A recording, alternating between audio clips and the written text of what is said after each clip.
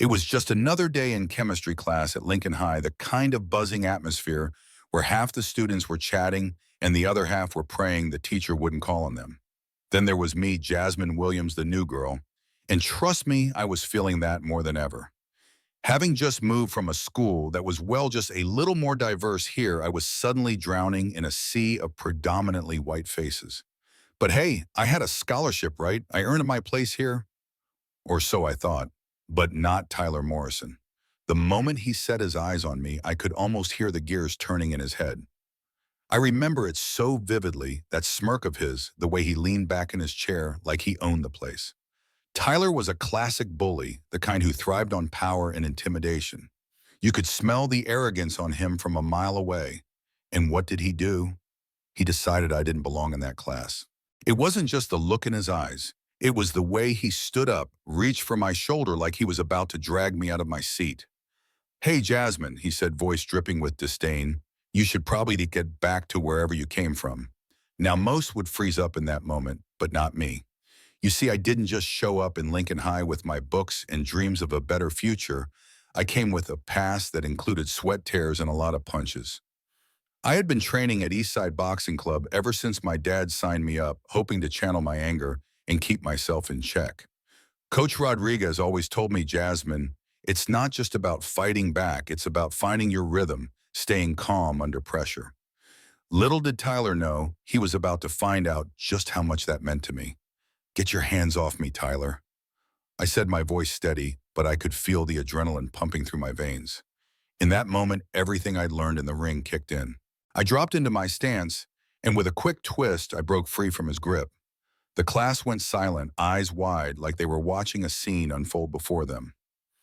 And that's when I revealed my boxing skills, throwing a jab that was more about asserting myself than landing a punch. "You don't know who you're messing with," I declared, my heart racing. The room erupted, shock, curiosity, disbelief. I could hear whispers of, "Whoa, you box," and I had no idea. That was my moment, my voice breaking through the noise. But as I stood tall, I noticed the glares from some of the students, the way rumors began to twist around me like a bad storm. Suddenly, it felt like I was being painted in a negative light, like the moment I stood up to Tyler was the moment I became a target. The next few weeks were tough. Every turn I took felt like I was stepping into a battleground. Tyler was doing everything in his power to manipulate the narrative, twisting stories, and turning my classmates against me with false claims. I remember that sinking feeling every time another rumor spread, eroding the trust I thought I'd built. While I was trying to focus on my studies and the boxing matches coming up, it felt like a shadow loomed over me, growing larger with each passing day. Then one day, Principal Walsh called me into his office. I remember sitting there, the weight of his stare piercing right through my resolve. "Jasmine, there have been complaints," he began, and my heart sank. But it wasn't about my grades or my behavior. It was about my reaction to Tyler. My mind raced. "You don't understand," I blurted out. "I'm a straight A student. I've worked harder than most to be here." As I spoke, I could feel the wall I was up against shifting ever so slightly.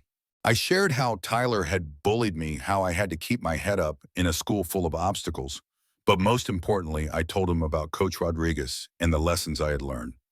Sometimes the truth can be a powerful weapon as strong as any punch. But Tyler was relentless. He escalated his tactics, and I knew I needed a plan, something like a strategic match. I reached out to Emma Rodriguez, a friend who had been recording incidents of bullying, capturing evidence of what had been going on. With each clip, I began to build my case, documenting every little job and insult that came my way. Patience, I reminded myself. That's the name of the game. When the time came for the confrontation, I took a deep breath, walked into the principal's office, and laid everything on the table. The recordings played each clip exposing Tyler's malicious behavior. The gas from the principal was audible. It was as if the air had been sucked out of the room. I could see the gears turning, and suddenly the power dynamic shifted. "Tyler," Principal Walsh said, voice heavy with authority, "we need to talk about your actions." Months of being overshadowed, belittled, it all started to unravel. Tyler and his friends faced the consequences, and I felt this wave of relief wash over me. The change in the school environment was tangible, and it felt like a collective breath of fresh air. Fast forward to graduation, and there I was standing at the podium ready to give my speech. We all face struggles I began, even when it feels like we're fighting our battles alone. But here's the thing, right? You have to rise above to fight for what's right. We can't let others dictate who we are or how we feel. And as I looked across the sea of familiar faces, those who had once doubted me, the ones who now stood beside me, I realized that my journey wasn't just mine anymore. It was ours. So as I leave you with this, I want to know what you think. Have you faced a situation where you had to fight for your place? What does strength and resilience mean to you? Drop your thoughts in the comments below. Let's talk about it because when we share our stories, we empower each other. If you're looking for more tales of triumph, subscribe, and let's keep the inspiration flowing.